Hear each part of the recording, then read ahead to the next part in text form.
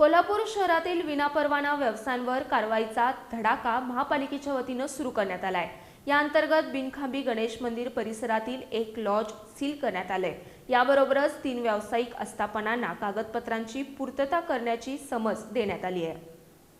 कोल्हापूर महानगरपालिकेच्या परवाना, अग्निशमन, घरफाळा आणि विभागीय कार्यालय क्रमांक 2 छत्रपती शिवाजी मार्केट यांच्या संयुक्त पथकानं शहरातील विनापरवाना व्यवसायांवर कारवाई केली।